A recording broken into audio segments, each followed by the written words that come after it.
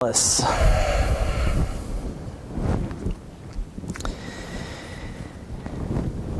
entire crowd was rejoicing at the wonderful things Jesus was doing.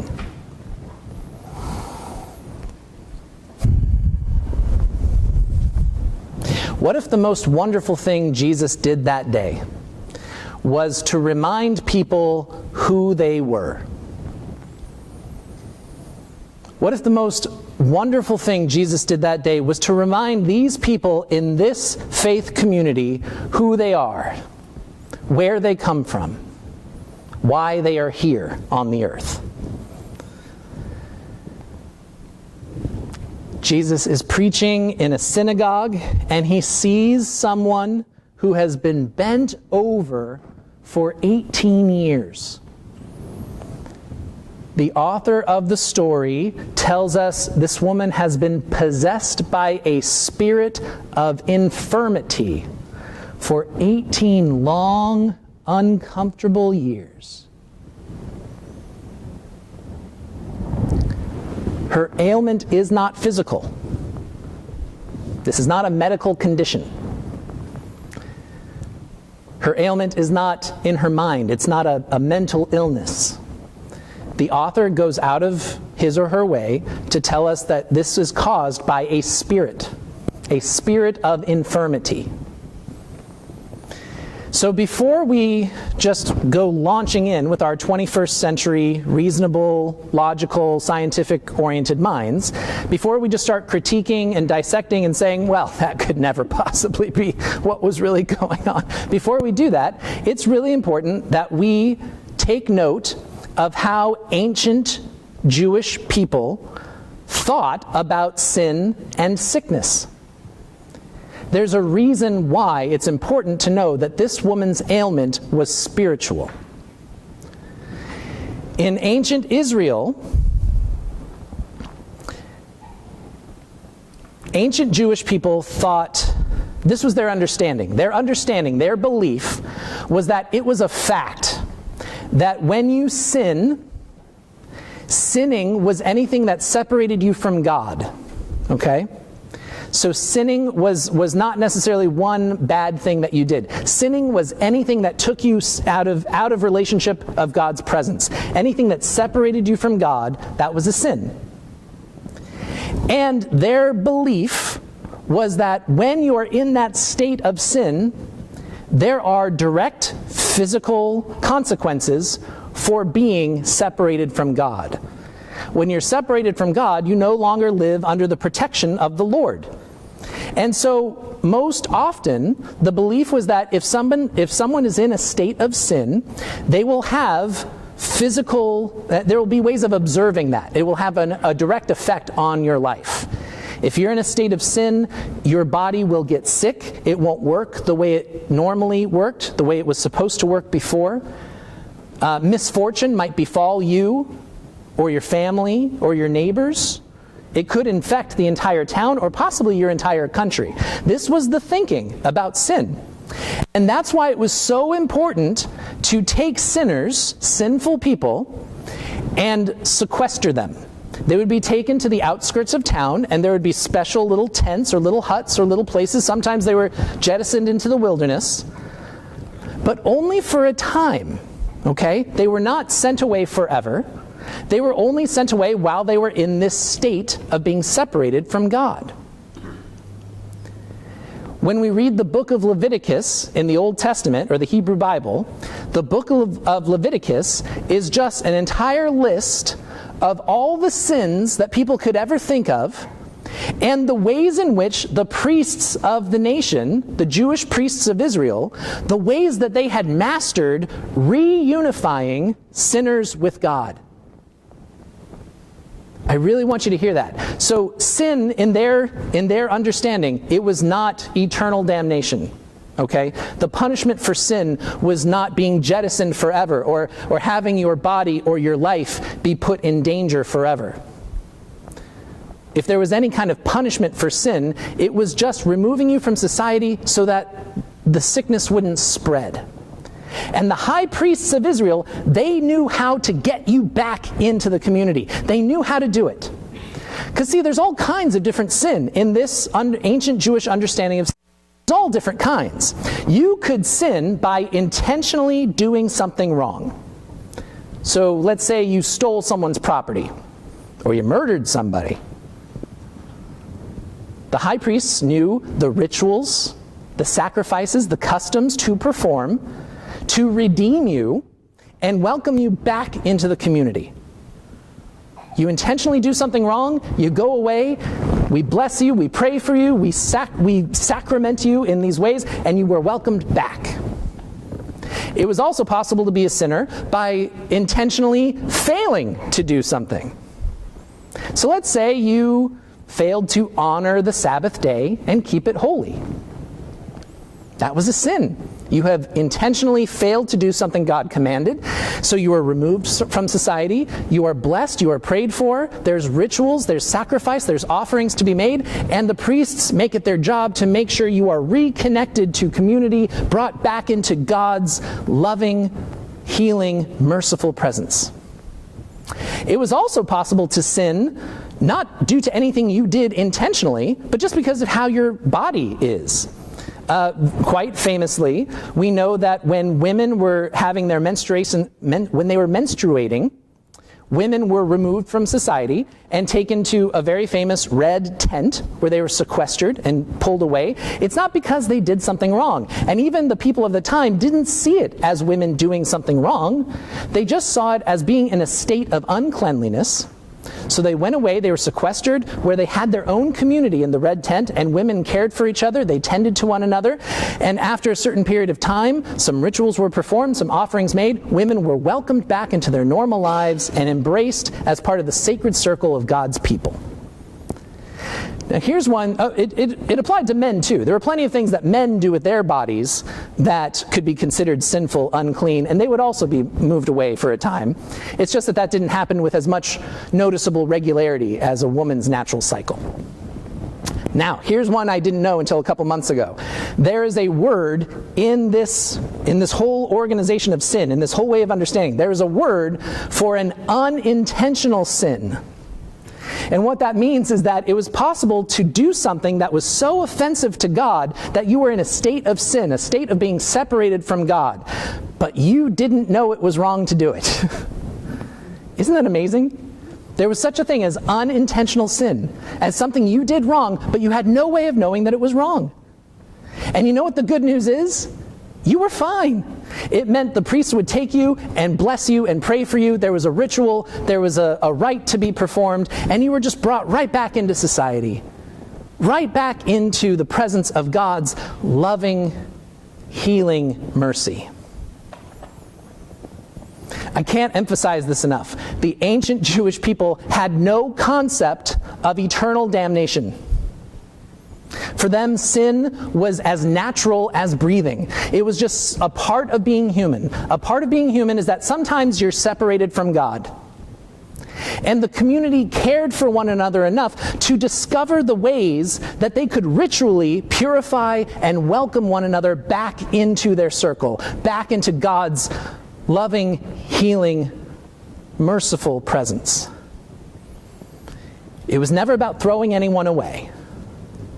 It was always about finding who is responsible for what and taking responsibility as an entire community to do whatever we need to do to welcome them back and reunify them, to redeem them, to bring them back into God's loving, healing, merciful presence.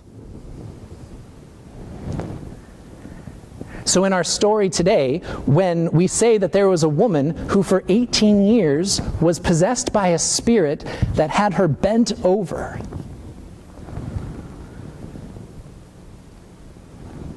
we have to know that this woman for 18 years was seen as a sinner, was seen as being separated from God, because God would never leave someone bent over like that.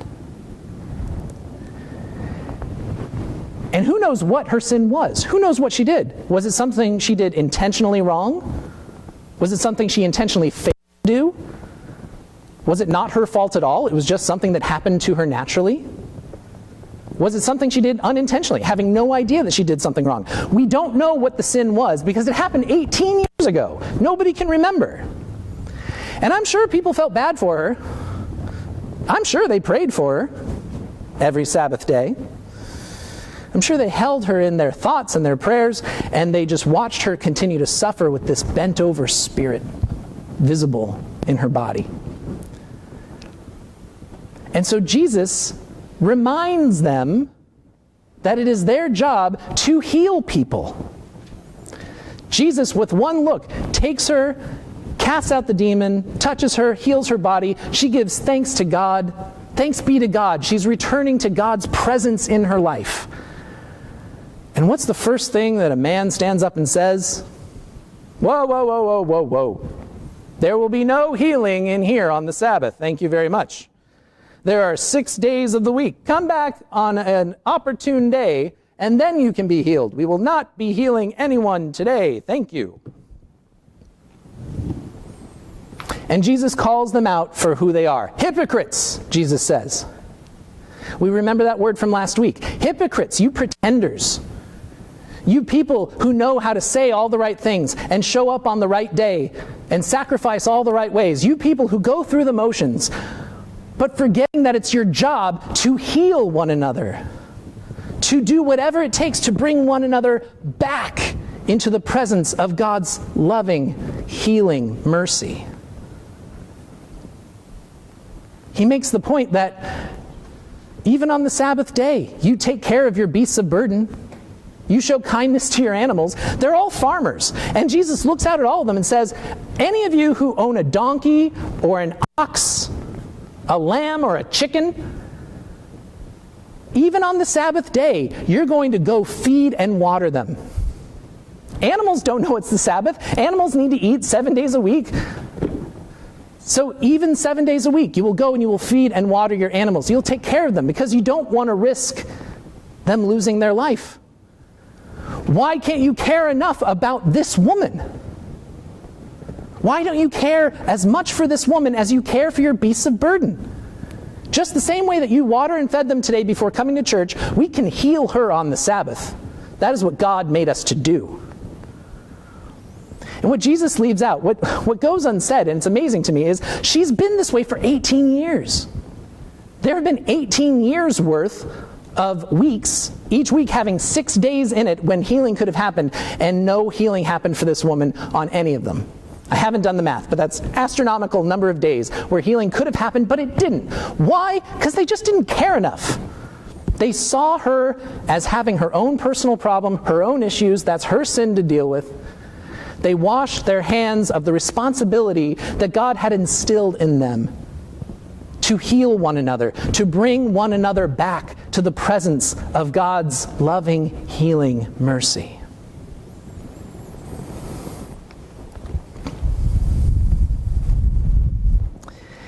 This is the true nature of sin, my friends. Each and every one of us are in a state of separation from God at one time or another. Sometimes it's because of something we intentionally did wrong. Sometimes it's because of something we intentionally ignored. Sometimes it has nothing to do with who we are. It's just a fact of biology. Apparently part of living life on this planet is at some time or another we fall into separation from God. And sometimes it's because we've done something wrong, but no one was wise enough to tell us that it was wrong. And what's true for all of us, every single one of us, is that it becomes the responsibility of all of us, the entire community, all of God's people. It's all of our responsibility to end the separation. The ancient Jewish people knew this. The people of Leviticus, they knew this. But the people in this particular synagogue in the first century, they'd forgotten. They just went about living their lives, feeling bad for the one lady who was bent over for 18 years. They had forgotten that God created us to heal one another, to mend one another. Perhaps the most wonderful thing Jesus did that day was remind the people who they are, where they come from, why they exist. I firmly believe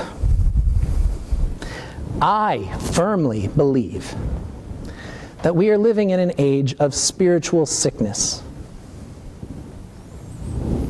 We talked about anxiety a couple weeks ago, about how we've all been convinced that anxiety is a personal problem for us. It's something in our mind, or it's something in our nervous system. But it's not something we imagine, and it's not a physical ailment. It's not something that we can rub an ointment on and heal. Anxiety is a spiritual sickness. Hate is a spiritual sickness, the same way that love is a spiritual gift. Pollution and rampant consumerism. That's not a physical ailment. It's not a mental illness. It's a spiritual problem. It's a spiritual sickness. We do these things, we act this way because our spirits are crying out and craving something, and we don't know how to fill that empty space. It's a spiritual sickness. So I firmly believe that it is the spiritual task of this generation, of our generation, to grow in faith, so that we can once again remember that it is the responsibility of all of us to assist one another in reuniting with God's loving, healing, merciful presence. The rituals and customs of ancient Israel, the rituals and customs that we read about in Leviticus, those are lost to us. Those don't do us any good. Those are strange and outdated. They serve they don't serve this purpose for us anymore. What are the new rituals? What are the new customs? What are the new offerings and blessings that we need to offer to one another to serve the purpose of re-entering relationship with God, of welcoming all our sisters and brothers to the same table as God's beloved people? What are those rituals? What are those sacrifices? What's that new way? I have no idea. Nor do you. And we're not going to solve it today. Well, if we stay until 11:30. No, we're not going to solve it. We're not going to solve it today. But we know where to start. We can start this work today by beginning exactly where Jesus began. Reminding one another who we are, where we come from, why we're here.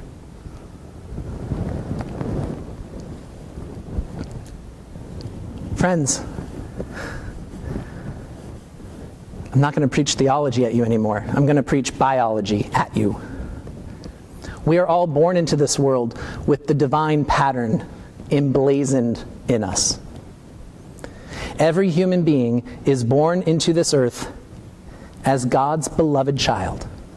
You are born bearing the image of the divine, just as you are, just the way you came out. All right, so that's some theology. But the biology.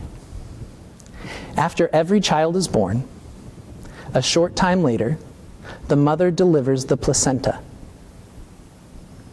And in every placenta, the organ that was pumping blood and nourishing each and every one of us for the first 9 months of our lives, in the placenta is a special design, a pattern made from the veins of the placenta. It's in the shape of a tree. And midwives actually refer to this as the tree of life. Each of us are born as human beings, blessed by God, but we are also born with a twin image of a tree.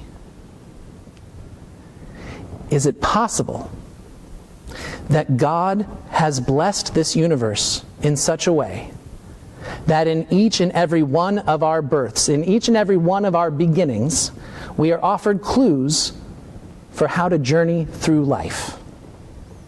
Is it possible that nature itself, that brother and sister tree, offer us all we need to know about this divine pattern, about God's constant, loving, healing, merciful presence, and how to receive it once more?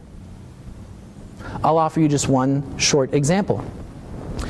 Trees, every day, all the time, during the summer months anyway, they take in a particular gas. What do trees take in? Carbon dioxide, CO2. That's a gas that when there's too much of it, it threatens our ability to live on this planet. And trees, they take it in. They absorb it. Young trees can take in up to 13 pounds of carbon dioxide a year, and they push out about that same amount of oxygen. As the tree matures, they are able to take in as much as 48 pounds of carbon dioxide every year, and they produce about that much amount of oxygen. What if we stop seeing it as our role to judge people for the sins they've committed, and we start seeing it as our role to absorb whatever is in the air, to absorb the darkness, to absorb the signs of death and pollution, to absorb the sadness, the sickness, the suffering, and push back out life and forgiveness and mercy and justice and light? What if we start modeling ourselves after trees? Take in all the stuff that pollutes and degrades, all the stuff that abuses and uses, and push out all the stuff that nurtures and inspires and embraces life.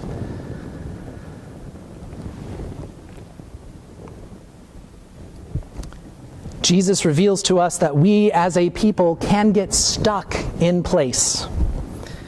We can be plagued for years by preventable suffering, all because we refuse to grow our spirits larger, all because we forget why we were put here on this earth to begin with, to heal one another, to bring one another back to the divine, back to God's loving, healing, merciful presence.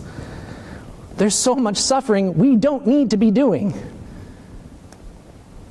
We just put up with it because it's somebody else's problem.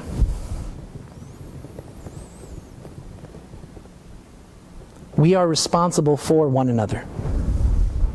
We all fall into a state of sin from time to time. We all become separated from God's loving, healing, merciful presence, intentionally or unintentionally, and it is the responsibility of all of us, because we don't have any priests who know how to do it. It is the responsibility of all of us to do what we need to do to reunite one another with our sacred circle of community and to reconnect with the divine, with God's presence of love and healing and mercy.